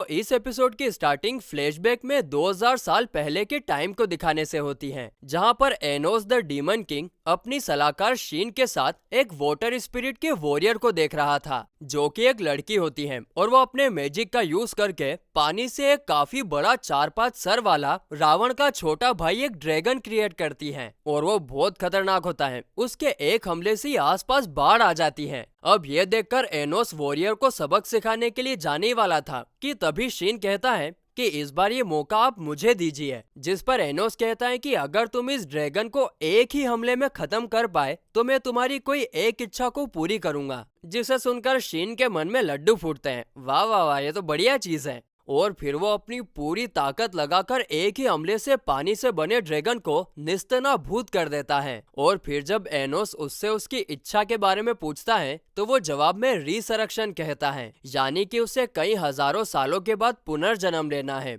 जिस पर एनोस एग्री करता है। तभी वहाँ पर हीरो कानून की एंट्री होती है, जिसे देखकर एनोस कहता है, अबे यार क्या है यार, ये हीरो कानून फिर एक बार वापस आ गया। मैं चाहे कितनी बार इसे खत्म कर दूं, लेकिन ये रिसरेक्ट होकर वापस आ ही जाता है। दरअसल हीरो कानून के पास 7 लाइफ सोर्सेस होते हैं, जिसका यूज करके वो कभी भी अपने आप को रिसरेक्ट कर सकता है। जिसके बाद एनोस हीरो कानून पर हमला करता है और उससे वहाँ पर काफी बड़ा ब्लास्ट होता है। और उसी के साथ हमें प्रेजेंट का सीन दिखाया जाता है, जहाँ पर टीचर सभी को बताती है कि इस साल एक ट्रांसफर स्टूडेंट उनकी क्लास में आने वाला है। साथ ही में वो ये भी बताती है कि जिस छड़ी को पिछले एपिसोड में एनोस और उसकी टीम ने कलेक्ट किया था वो चोरी हो गई है और इसीलिए वे लोग उनके पॉइंट्स चेक नहीं कर पाए, जिसके चलते टीचर एनोस की टीम को टेम्पररी 70 पॉइंट्स दे देती है। जिसे सुनकर साशा भड़क जाती है, क्यों भाई क्यों क्यों पर क्यों नहीं क्यों। वो कहती है कि छड़ी चोरी होना वो कोई हमारी प्रॉब्लम नहीं है, वो स्कूल का फॉल्ट है। और रही बात टेम्पररी स्कोर की, तो आप हमें 100 पॉइंट्स भी तो दे सकते हैं। अब इस बात पर टीचर कुछ कह पाती उससे पहले ही सभी स्टूडेंट्स बात करने लगते हैं कि शायद एनोस की टीम ने ही छड़ी को चोरी की होगी, ताकि सभी को पता ही ना चल सके कि वो फेक है। अब ये बात सुनकर वहाँ पर बैठी मीसा नाम की लड़की, मीशा नहीं मीसा, साशा की साइड लेने के लिए खड़ी होती है, लेकिन टीचर उसे अपने गैर कानूनी कैंप को कैंपस में लगाने की बात को लेकर नीचे बैठने के लिए कहती है।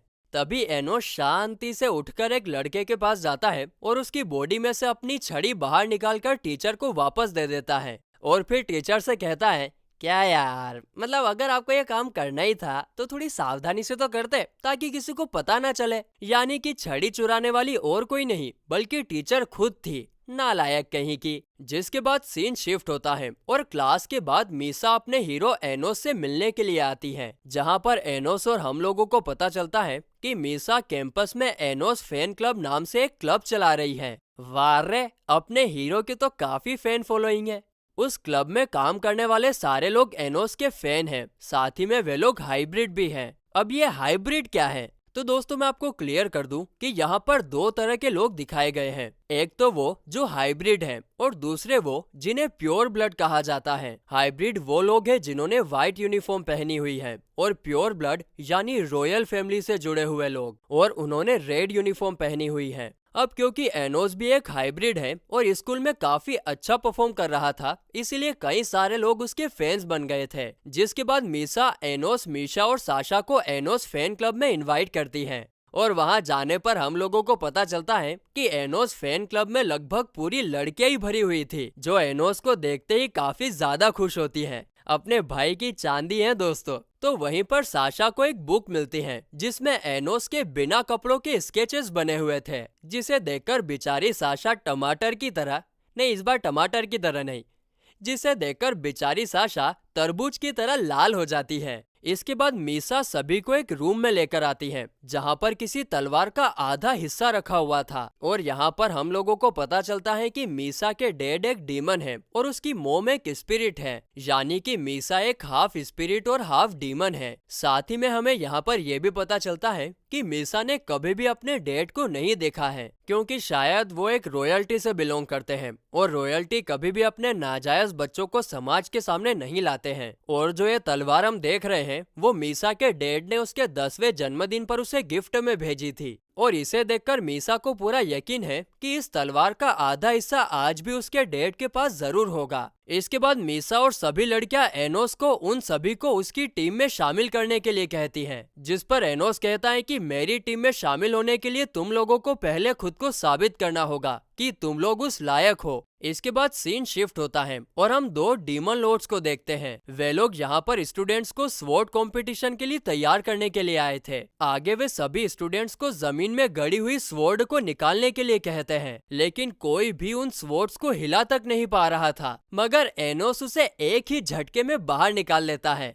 भाई अपना पावरफुल है यार, बजरंग बली का भक्त है वो। यहाँ पर साथ ही में न्यू ट्रांसफर स्टूडेंट जिसका नाम ले है, वो भी उस तलवार को निकाल लेता है और फिर वो दोनों मिलकर एक ही झटके में दोनों डीमन लॉर्ड्स को बेहोश कर देते हैं। जिसके बाद क्लास में आने पर ले एनोस की टीम को ज्वाइन करने की इच्छा जाहिर करता है, जिसे सुनकर स्टूडेंट और टीचर्स हैरान रह जाते हैं क्योंकि ले के पास काफी पावर होती है, वो खुद भी एक लीडर बन सकता है। लेकिन एनोस ले को मना कर देता है और कहता है कि पहले तुम साबित करो कि तुम मेरी टीम ज्वाइन करने के लायक हो। अब क्योंकि ले के पास फिलहाल के लिए कोई टीम नहीं होती, इसीलिए एनोस मीसा और बाकी की एनोस फैन क्लब की लड़कियों को ले के साथ टीम बनाने के लिए कहता है और वो उनसे बोलता है कि अगर कल होने वाले टीम कंपटीशन में उन लोगों ने अच्छा परफॉर्म किया तो वो उन्हें जरूर टीम में शामिल कर लेगा। जिस पर मीसा और ले दोनों भी एग्री करते हैं और फिर अगले दिन हमें कंपटीशन का सीन दिखाया जाता है, जहां पर जब ले मीसा और उसके ग्रुप के साथ बात कर रहा था,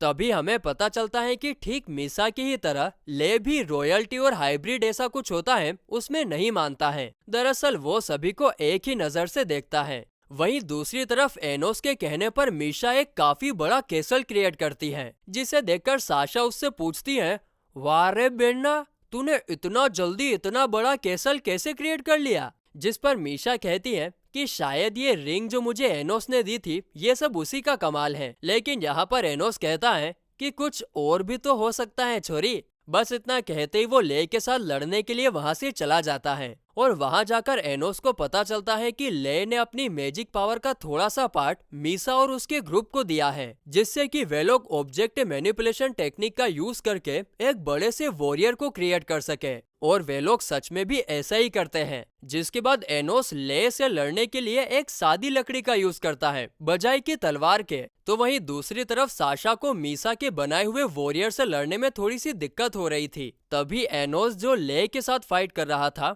वो उसे खतरनाक जियो ग्रेस स्पेल का यूज करने के लिए कहता है, लेकिन साशा के अनुसार उसके पास उतनी पावर नहीं है कि वो जियो ग्रेस का इस्तेमाल कर सके। मगर इसके बावजूद भी एनोस उसे ट्राई करने के लिए कहता है, जिसे सुनकर साशा एग्री करती है और मीशा स्पेल को एक्टिवेट करने लगती है। अब इसके चलते महल के सामने एक बड़ी सी मैजिकल तोप अपीयर होती है और वो दोनों लड़कियां सक्सेसफुली तोप को फायर भी कर देती है और इससे मीसा के वॉरियर को काफी बड़ा झटका भी लगता है। ये देखकर साशा को यकीन ही नहीं हो रहा था कि वे दोनों अचानक से इतनी ज्यादा पावरफुल कैसे बन गई। जिस पर मीशा बताती है कि शायद जब हमने पास्ट को चेंज किया था तब पास्ट की सोर्सेस और प्रेजेंट की सोर्सेस एक साथ मिल गई, जिससे हमारी पावर्स भी बढ़ गई है। अब इसके बारे में साशा सोच ही रही थी कि तभी मीसा पीछे से आकर उसके ऊपर अटैक कर देती है और उसके कारण साशा काफी ज्यादा जख्मी हो जाती है। वहीं दूसरी तरफ हम देखते हैं कि ले भी एनोस को स्वॉर्ड फाइटिंग में काफी कड़ी टक्कर दे रहा था, यानी कि बाबा ले भी सच में काफी पावरफुल है। वहीं इस तरफ जख्मी साशा अपने कर्ट मैजिक को एक्टिवेट करती है और ये देखकर मीसा उसके ऊपर अपना फाइनल अटैक करने का डिसाइड करती है। मगर तभी वहां पर मीशा अपीयर होती है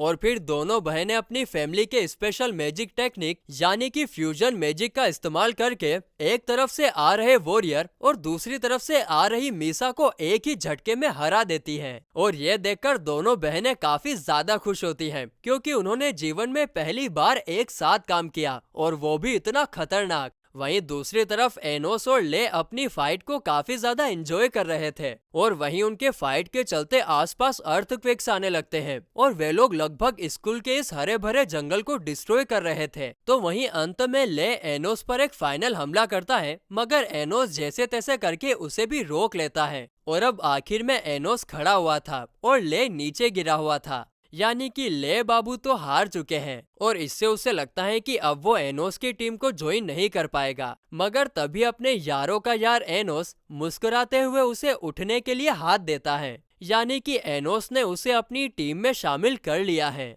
और फिर आखिर में एनोस ले से पूछता है कि अगर मैं कहूँ कि मैं असली डीमन किंग हूँ तो क्या तुम भरोसा करोगे? जिस पर ले कहता है कि अभी तो मुझे पता नहीं, लेकिन इस बात को सुनकर मुझे कोई हैरानी भी नहीं होगी क्योंकि तुम हो ही इतने पावरफुल। और ढिंग ढिंग ढिंग, इसी साउंड के साथ ये एपिसोड यहीं पर खत्म होता है।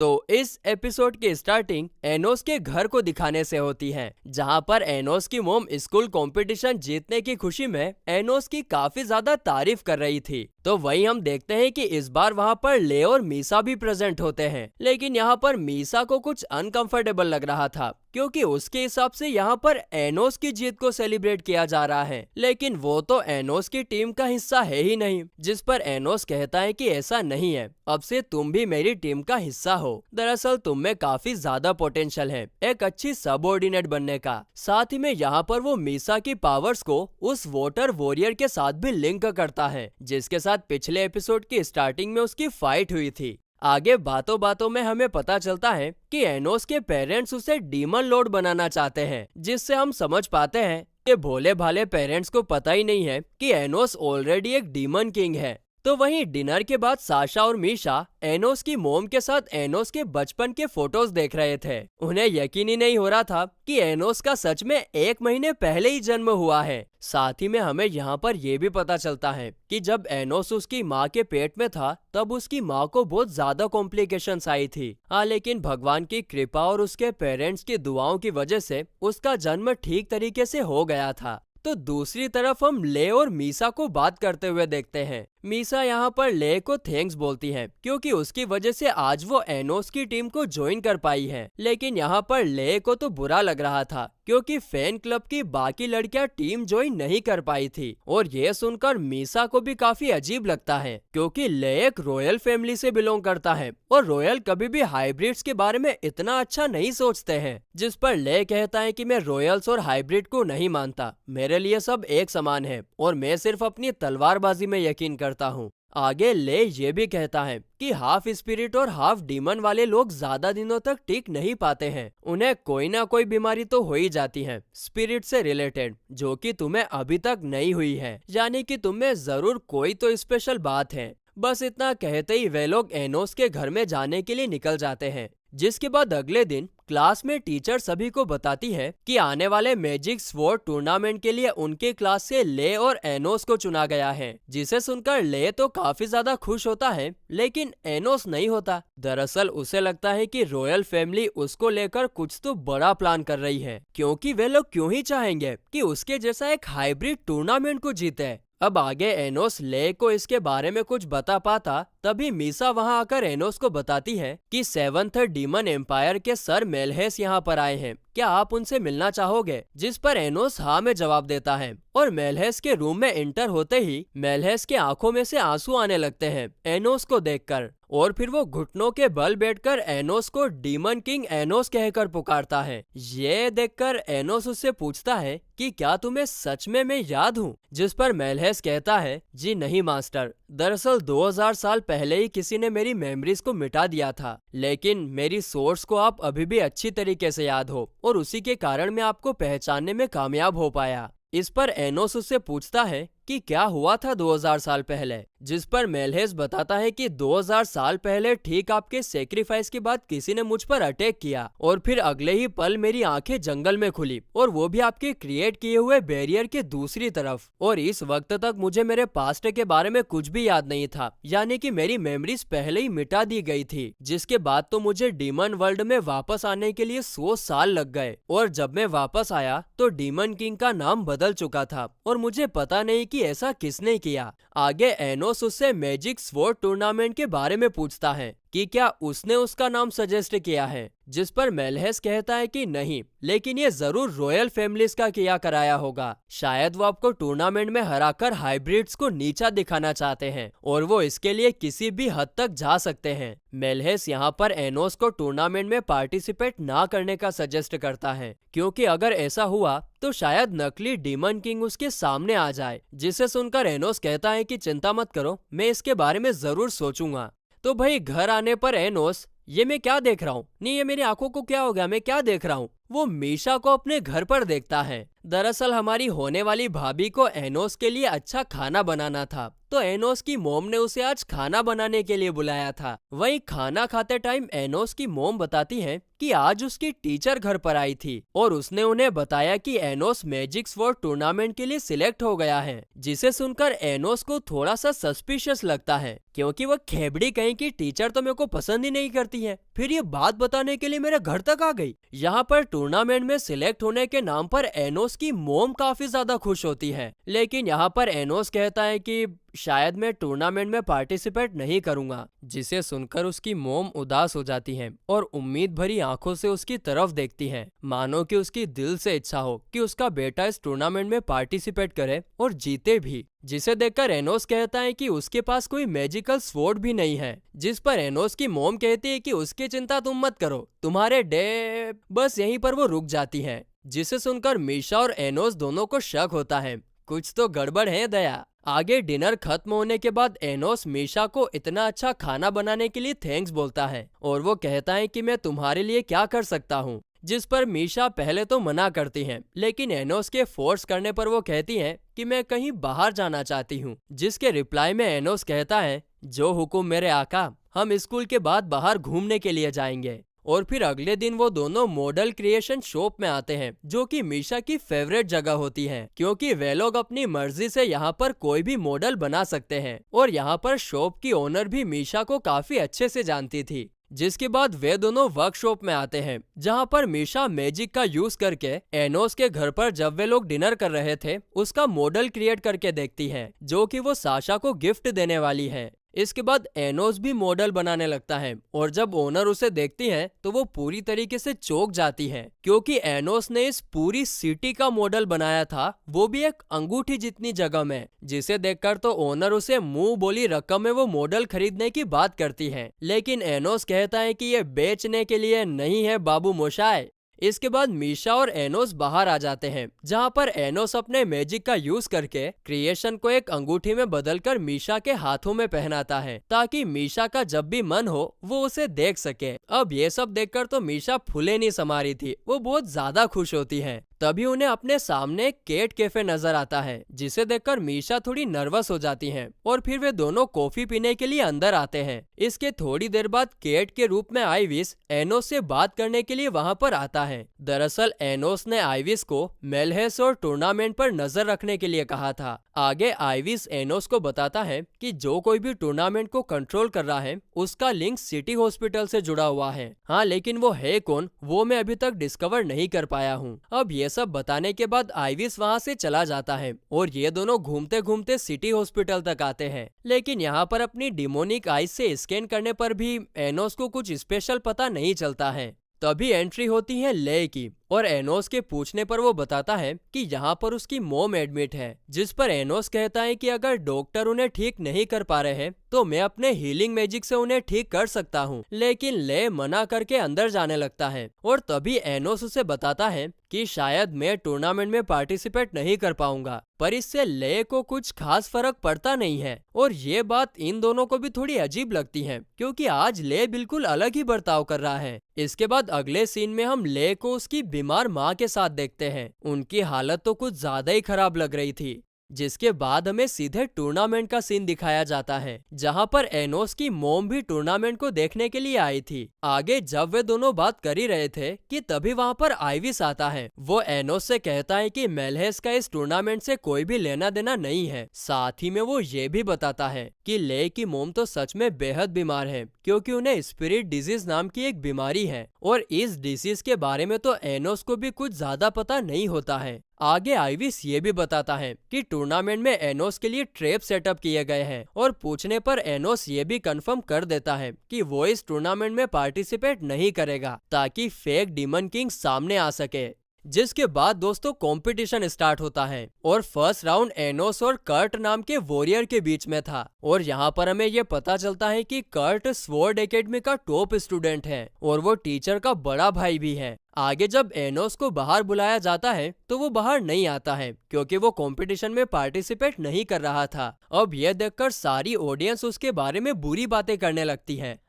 गंदा खून कहीं का, हमें पता था कि वो बाहर नहीं आने वाला है, डरपोक कहीं का। अब अपने बेटे के बारे में इतनी बुराई सुनकर एनोस की मॉम को काफी ज्यादा गुस्सा आता है और वो चिल्लाते हुए सभी से कहती है कि मेरा बेटा एनोस एक दिन डीमन लॉर्ड जरूर बनकर दिखाएगा, जिसे एनोस भी सुन लेता है और तभी उसके डैड पीछे से उसकी मैजिकल स्वॉर्ड लेकर आते हैं और ये स्वॉर्ड उन्होंने अपने हाथों से बनाई थी और इस स्वॉर्ड को बनाने के चक्कर में उनके सर पर चोट भी आ गई थी। अब ये सब देखकर तो एनोस इमोशनल हो जाता है क्योंकि उसके मॉम डैड दिल से चाहते हैं कि वो डीमन लॉर्ड बने और वो ये रॉयल फैमिली को दिखा भी सके कि एक हाइब्रिड भी डीमन लॉर्ड बन सकता है। अब ये सब जानकर अपना लाडला प्यारा माँ का दुलारा एनोस अपना इरादा बदल देता है और तुरंत फाइट करने के लिए मैदान में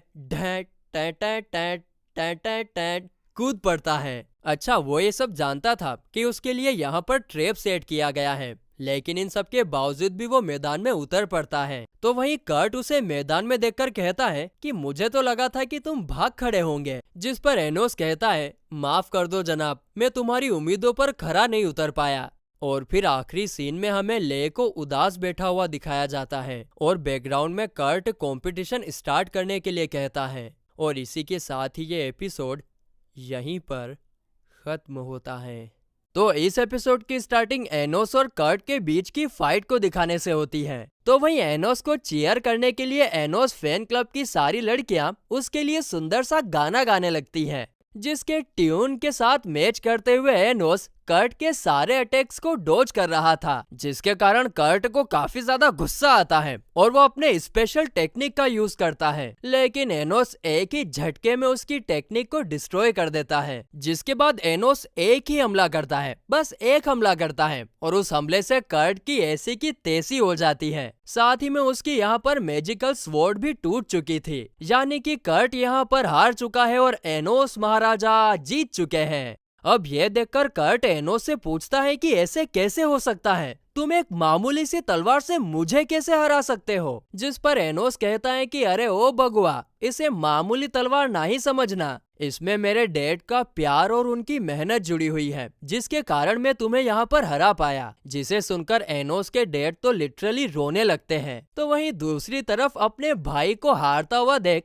खेमड़ी को काफी ज्यादा गुस्सा आता है। खेमड़ी तो पता ना कौन है। आगे सीन कट होता है और हम एनोस और मीसा को वेटिंग रूम में बैठे हुए देखते हैं, जहां पर उन्हें सेकेंड राउंड में ले के जीतने की खबर मिलती है। लेकिन वे लोग शॉक रह जाते हैं जब उन्हें पता चलता है कि ले अब रॉयल फैमिली के ऑर्गेनाइजेशन से जुड़ चुका है। तो वहीं जब ले मैच जीतकर वापस वेटिंग रूम में आता है, तब मीसा उससे सवाल पूछती है कि तुम्हारा नाम एक रॉयल फैमिली के ऑर्गेनाइजेशन से क्यों जुड़ा है? जिस पर ले कहता है कि उन्होंने मुझे डीमन लॉर्ड बनाने का वादा किया है और साथ ही में इतने पैसे दिए हैं कि मैं अपनी पूरी लाइफ आराम से गुजार सकूं। जिसे सुनकर एनोस और मीसा को तो यकीन नहीं होता कि उनका दोस्त ले ऐसा कर सकता है। तो वहीं जाने से पहले ले एनोस से कहता है कि कंपटीशन में मैं तुम्हें मार कर रहूंगा। जिस पर एनोस कहता है कि उसके लिए तुम्हें कंपटीशन का इंतजार करने की जरूरत नहीं है, हम यहीं पर फैसला कर सकते हैं। ये सुनते ही ले तुरंत एनोस पर अपनी तलवार से अटैक करता है। तो वहीं एनोस भी अपने हाथों से ले के दिल को बाहर निकालने की कोशिश करता है, जिसके चक्कर में दोनों ही काफी ज्यादा जख्मी हो जाते हैं। लेकिन यहाँ पर मामला और आगे बढ़े इससे पहले ले शांत होकर वहाँ से चला जाता है और उसके जाने के बाद एनोस मीसा को बताता है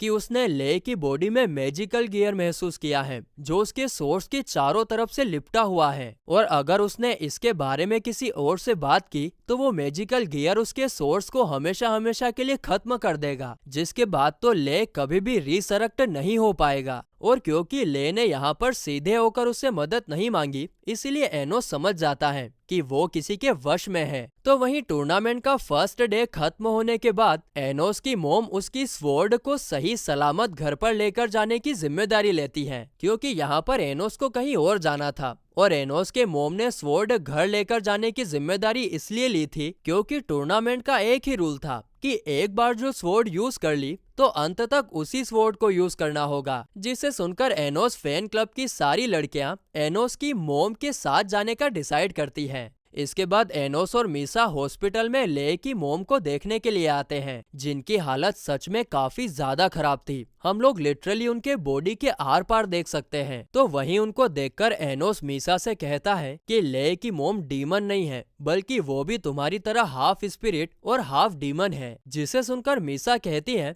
लेकिन ले तो एक रॉयल है ना, तो उसकी मोम को प्योर डीमन होना चाहिए था। जिसे सुनकर एनोस कहता है कि शायद ये ले की बायोलॉजिकल मदर नहीं होगी।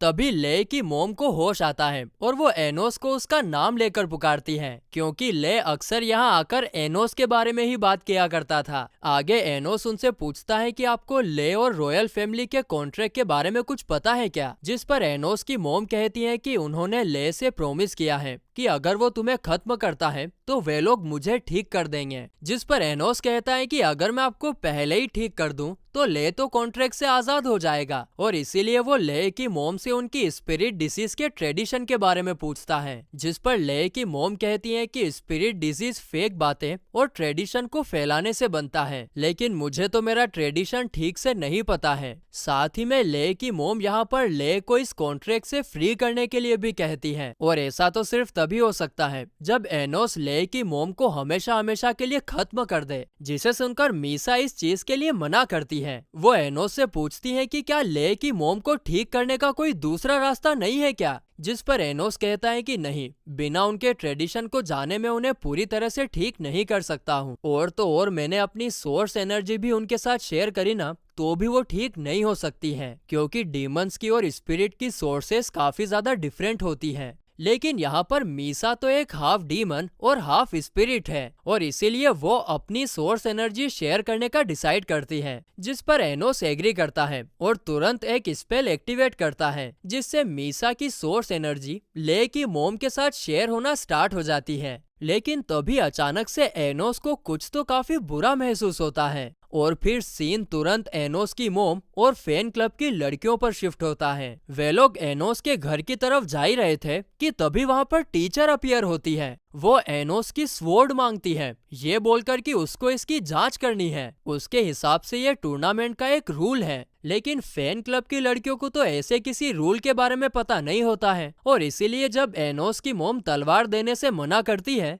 तब टीचर उसे धमकी देते हुए जबरदस्ती तलवार छीनने की कोशिश करती है। इतना ही नहीं, बल्कि वो तो एनोस की मोम पर अटैक भी करती है, जिसके कारण एनोस की मोम जख्मी होकर नीचे गिर जाती है। इसके बाद टीचर एनोस की मोम को खत्म करने के लिए अपना फाइनल अटैक करती है, लेकिन तभी फैन क्लब की लड़कियां प्रोटेक्शन वॉल का यूज करके उन्हें बचा लेती हैं। लेकिन वो भी ज्यादा देर तक टीचर के हमले को रोक नहीं पाती हैं और पत्तों की तरफ बिखर जाती हैं। आगे एनोस की मोम के पूछने पर हमें पता चलता है कि टीचर ये सब अपने भाई का बदला लेने के लिए कर रही है, क्योंकि उसे एक हाइब्रिड ने हराया था। जिसके बाद एक बार फिर टीचर एनोस की मोम पर अटैक करती है, लेकिन इस बार भी फैन क्लब की लड़कियां उन्हें बचा लेती हैं और यहाँ से भागने के लिए कहती हैं। हालांकि एनोस की मोम ऐसा नहीं करना चाहती थी, लेकिन लड़कियों को तकलीफ में देखकर वो तुरंत मदद लाने के लिए भागती है। अब ये देखकर टीचर अपनी पूरी पावर का यूज करके फैन क्लब की लड़कियों को हद से ज्यादा जख्मी कर देती है। लेकिन लड़कियों ने अभी भी हार नहीं मानी थी, क्योंकि वो एनोस की कट्टर फैन थी। अब ये देखकर तो टीचर को काफी ज्यादा गुस्सा आ जाता है कि ये मामूली सी हाइब्रिड लड़कियां उसके सामने यानी रॉयल फैमिली के सामने खड़े होने की हिम्मत कर रही है, और इसीलिए इस बार वो अपना सबसे खतरनाक मूव यूज करती हैं और सभी लड़कियों को जलाकर और भी ज्यादा जख्मी कर देती हैं। जिसके बाद वो उसी पावर से एनोस की मोम पर भी अटैक करती है। लेकिन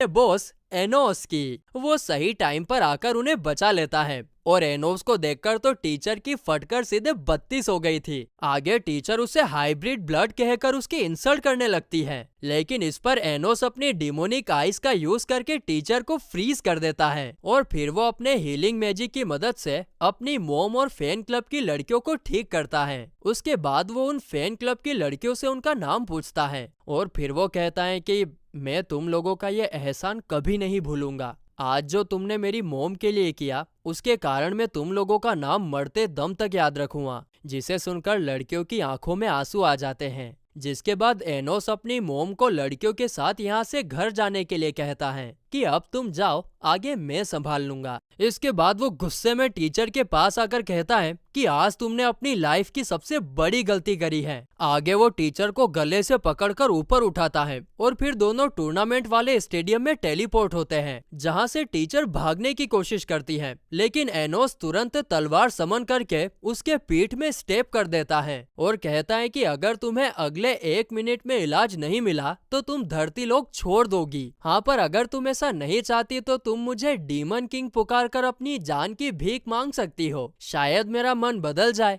लेकिन टीचर के माइंड में तो अभी भी प्योर ब्लड और हाइब्रिड वाला कचरा भरा हुआ था, इसीलिए वो ऐसा करने से मना कर देती है। लेकिन आगे एनोस के एक और बार स्टेप करने पर वो उससे अपनी जान की भीख मांगने लगती है। लेकिन क्या करें, सॉरी, एनोस का माइंड चेंज नहीं होता है और वो टीचर को खत्म कर देता है। पर तुरंत बाद कुछ चेंजेस के साथ वो टीचर को वापस से जिंदा करता है और जिंदा होते ही टीचर को समझ में आ जाता है कि अब वो प्योर ब्लड नहीं रही है, बल्कि वो भी अब हाइब्रिड बन चुकी है। वाह भैया वाह, जैसे को तैसा। दरअसल न्यू स्पेल की मदद से एनोस ने उसे अब हाइब्रिड बना दिया था ताकि उसका हाइब्रिड को देखने का नजरिया बदल जाए। इसके बाद एनोस वहां से गायब हो जाता है। तो वहीं दूसरी तरफ ले मीसा को उसकी मोम के साथ पावर शेयर करते हुए पकड़ लेता है, जिसे देखकर वो पहले तो कुछ नहीं कहता, लेकिन बाद में वो मीसा को बेहोश कर देता है, क्योंकि ज्यादा पावर शेयर करने की वजह से उसकी लाइफ को रिस्क भी हो सकता है। जिसके बाद ले की मोम उससे बात करती है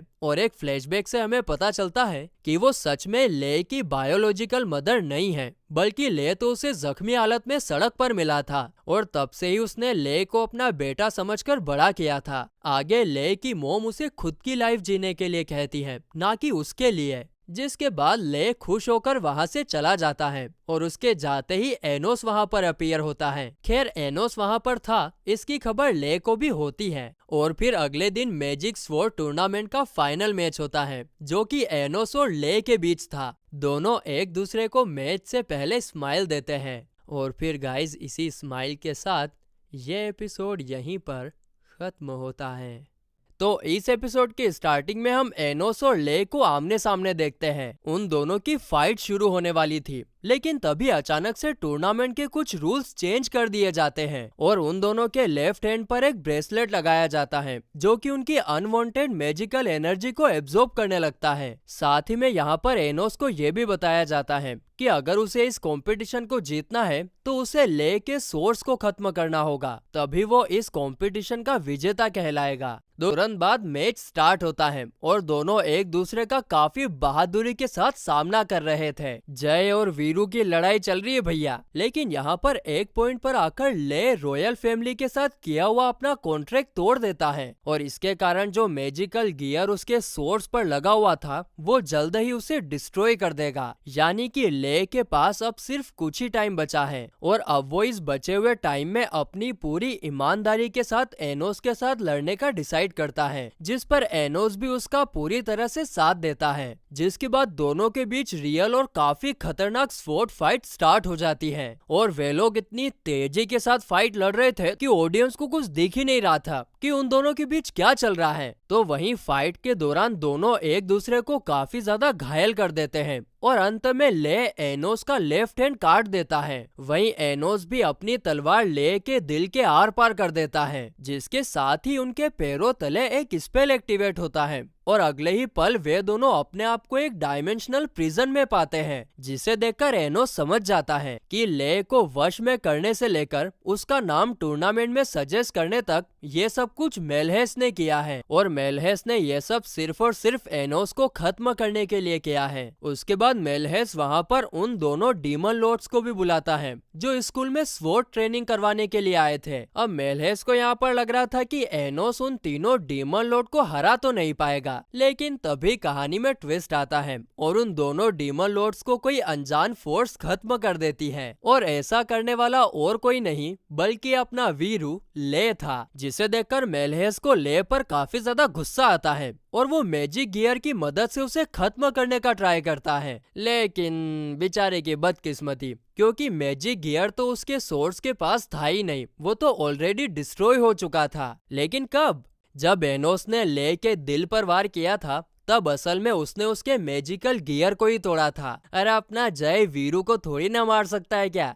आगे दोनों मेलहेस से कहते हैं कि तुम्हारी इतनी बड़ी प्लानिंग किसी काम की नहीं रही, अंत में तो हम दोनों ही जीतेंगे। लेकिन मेलहेस को इस बात से कोई फर्क नहीं पड़ता और वो रिवील करता है कि उसने पहले ही ले की मोम को बंदी बना लिया है, क्योंकि उसे पहले ही एहसास था कि ले उसके साथ गद्दारी कर सकता है। जिसके बाद वो ले को एक ऑफर देता है कि अगर तुम अभी मेरे साथ जुड़ते हो तो मैं अभी तुम्हारी मोम को ठीक कर दूंगा, वरना तुम्हारी मोम तो हमेशा हमेशा के लिए खत्म। जिस पर एनोस डायरेक्ट उसे ले की मोम को खत्म करने के लिए कहता है, क्योंकि ले इस पल के लिए पहले से ही प्रिपेयर था। मगर तभी कहानी में ट्विस्ट आता है और ले मेलहेस की तरफ अपनी तलवार फेंककर मारता है और तुरंत उछलकर उस तरफ जाता है जहाँ पर उसकी मोम को कैद करके रखा हुआ था। दरअसल एनोस ने वो सब इसीलिए कहा था ताकि मेलहेस का ध्यान दूसरी तरफ जाए और ले अपनी मोम के पास जा सके। अब इस बात से भी मेलहेस को कोई फर्क नहीं पड़ता और वो अगले ही पल उस डार्क मैजिक को समन करता है जिसे एनोस ने 2000 साल पहले डीमन वर्ल्ड और ह्यूमन वर्ल्ड को सेपरेट करने के लिए यूज किया था, जो कि अब पूरी तरह से मेलहेस के कंट्रोल में है। यहाँ पर मेलहेस ये भी रिवील करता है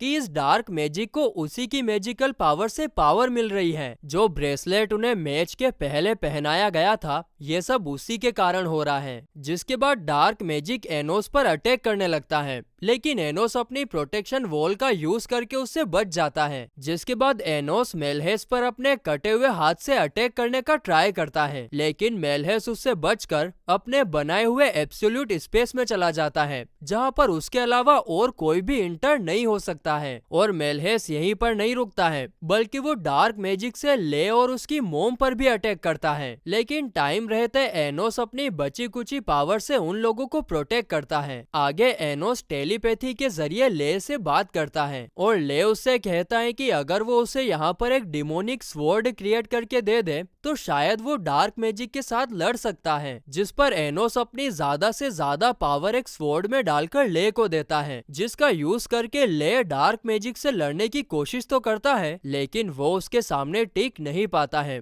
और तलवार के टुकड़े टुकड़े हो जाते हैं, जिसके कारण ले काफी ज्यादा निराश होता है और एनोस से कहता है कि मुझे माफ कर देना, मैं काफी ज्यादा कमजोर हो गया हूँ। लेकिन तभी अंधेरे में रोशनी की एक चिंगारी की तरह एक ही मोम उठकर ले को मोटिवेट करती है और अपना सेक्रीफाइस देकर खुद को एक स्पिरिट स्वॉर्ड में कन्वर्ट कर लेती है।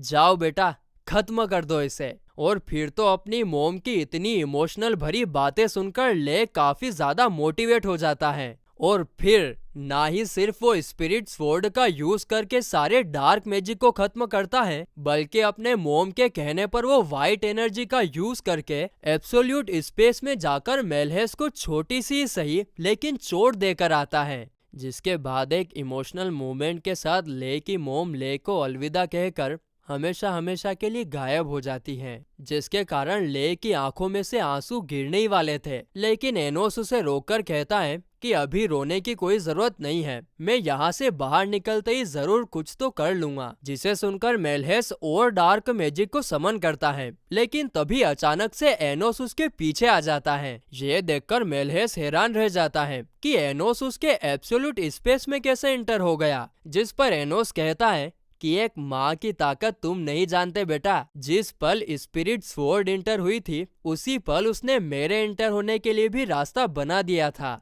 लेकिन इससे भी मेलहेस को कोई फर्क नहीं पड़ता। वो एनोस को डार्क मैजिक से बने हुए गोले में कैद करता है, उसे हमेशा हमेशा के लिए खत्म करने के लिए। लेकिन वो डार्क मैजिक का गोला एनोस का कुछ नहीं बिगाड़ पाता, जिसे देखकर अब मेलहेस की फटने लगती हैं। कब से कोई फर्क नहीं पड़ता, कोई फर्क नहीं पड़ता, अब 12 बजेगी साले की। जिसके बाद एनोस अपनी डिमोनिक स्वॉर्ड को समन करता है। आगे एनोस अपनी स्वॉर्ड का यूज करके मेलहेस पर अटैक करने वाला था कि तभी वो ब्लैक मैजिक का यूज करके वहां से भागने की कोशिश करता है, लेकिन एनोस इससे पहले उसे 2 टुकड़ों में काट देता है। और ये देखकर मेलहेस को यकीन नहीं हो रहा था कि एनोस तो सच में काफी ज्यादा पावरफुल है। लेकिन मेलहेस यहाँ पर भी नहीं रुकता है और कई सारे डार्क मैजिक के पोर्टल ओपन करके एनोस को गुमराह करने की कोशिश करता है, पर इन सब का कोई फायदा नहीं होता है और एनोस उन सारे पोर्टल्स को काफी आसानी से डिस्ट्रॉय कर देता है। इसके बाद एनोस अपनी स्वॉर्ड की मदद से मेलहेस के माइंड में जो माइंड कंट्रोल डिवाइस था उसे डिस्ट्रॉय करके मेलहेस को फेक डीमन किंग के कंट्रोल से आजाद करवाता है। सारा मामला सुलटने के बाद एनोस उन दोनों को वापस टूर्नामेंट वाले स्टेडियम में लेकर आ जाता है और पूछने पर मेलहेस कहता है कि कल आपसे मिलने के बाद किसी ने मुझ पर अटैक किया था और तब से ही मैं उसके कंट्रोल में हूँ, साथ ही में वो दोनों डीमन लॉर्ड्स भी। जिसके बाद एनोस के कहने पर मेलहेस उन दोनों डीमन लॉर्ड को भी समन करता है। एनोस उन दोनों के रियल सोर्सेस को बाहर निकालता है, जिसके ऊपर फेक डीमन किंग की लेयर लगी हुई थी, यानी कि उन दोनों को पता है कि फेक डीमन किंग कहाँ पर है। बस एनोस को उन दोनों को वापस जिंदा करना होगा, जिसे एनोस करने ही वाला था कि तभी कोई अनजान फोर्स फेक डीमन किंग की लेयर को डिस्ट्रॉय कर देता है। और ये करने वाला और कोई नहीं बल्कि खुद फेक डीमन किंग था। यहाँ पर एनोस उसके साथ बात करने की कोशिश करता है, लेकिन फेक डीमन किंग तुरंत वहाँ से गायब हो जाता है। मेलहेस उसके पीछे जाने की बात करता है, लेकिन एनोस उसे मना करके दोनों डीमन लॉर्ड्स को रिवाइव करने का कहकर जाने के लिए कहता है। जिसके बाद एनोस सब कुछ नॉर्मल करता है और ऑडियंस की आंखें तो चकाचौंध रह जाती हैं, क्योंकि स्टेडियम में एनोस खड़ा था और ले नीचे पड़ा हुआ था। साथ ही में उसकी मैजिकल स्वॉर्ड भी टूट चुकी थी, यानी कि एनोस फाइनली इस टूर्नामेंट को जीत चुका है। अब जीतने के बाद एनोस के माता पिता काफी ज्यादा खुश होते हैं। तो वहीं फैन गर्ल्स के पूछने पर एनोस सभी को बताता है कि वो यहाँ पर आज अगर जीत पाया तो सिर्फ और सिर्फ उसके डैड के प्यार और मेहनत से बनाई हुई तलवार की मदद से, जिसे सुनकर उसके डैड इमोशनल होकर रोने लगते हैं और ये देखकर उसकी मॉम को तो काफी ज्यादा खुशी होती है। तो वहीं स्टेडियम में मेडिकल टीम ले को हील कर रही थी, जिसे देखकर एनोस कहता है कि आप जा सकते हो, आगे मैं संभाल लूंगा। और फिर एनोस अपनी पावर की मदद से ले को ठीक करता है। लेकिन यहाँ पर ले तो थोड़ा उदास दिख रहा था, क्योंकि उसने अपनी मोम को खो दिया था। जिस पर एनोस उसे सरप्राइज देते हुए उसकी मोम को फिर से मैजिक की मदद से जिंदा करता है, जिसके कारण दोनों माँ बेटे एक बार फिर से मिल जाते हैं। लेकिन ले की मोम को समझ नहीं आ रहा था कि वो वापस जिंदा कैसे हुई, जिस पर एनोस बताता है कि उसे उनका ट्रेडिशन पता चल गया था, जो कि एक स्पिरिट स्वॉर्ड है, और उसी की मदद से उसने पहले उन्हें हील किया और फिर वापस जिंदा। जिसके बाद एनोस यानी टूर्नामेंट के विजेता को उसका विनिंग गिफ्ट देने के लिए साशा वहां पर आती है। दरअसल साशा जिस रॉयल फैमिली से बिलोंग करती है, वे लोग अक्सर विनर को गिफ्ट देने के लिए सामने आते हैं, और इस बार साशा की बारी थी। लेकिन साशा एनोस को यहाँ पर ठीक तरीके से एड्रेस नहीं कर रही थी, इसलिए एनोस उसे बोलता है कि अरे यार ऐसे तो मत करो यार, मैंने पूरा टूर्नामेंट जीता यार, तुम मतलब ऐसे तो बिहेव मत करो यार। जिसके बाद साशा एनोस के करीब जाकर उसके गाल पर किस करते हुए उसका गिफ्ट देती है। यार ये छोरी खतरनाक, नहीं ये छोरी खतरनाक है, मतलब ये छोरी खतरनाक ही है, मतलब किस करने का मौका ही नहीं छोड़ती। अब ये सब देखकर एनोस फैन क्लब की लड़कियां जेलस फील करती हैं। तो वहीं इन सब के जवाब में साशा शर्माते हुए कहती है कि उसने उसे किस किया ये सिर्फ एक ट्रेडिशन है, वो कोई उसे लाइक वगैरह नहीं करती है। और अब बाप रे क्या झूठ ली जोरी यार, ये तो खतरनाक झूठ ली यार। जिस पर एनोस कहता है कि मैंने तो तुमसे कुछ पूछा ही नहीं। अंदर ही अंदर बहुत मजा आ रहा था भाई साहब उसको। खैर दोस्तों, इन दोनों के बीच जो भी हो, इसी रोमांटिक एंडिंग के साथ ये एपिसोड यहीं पर खत्म होता है।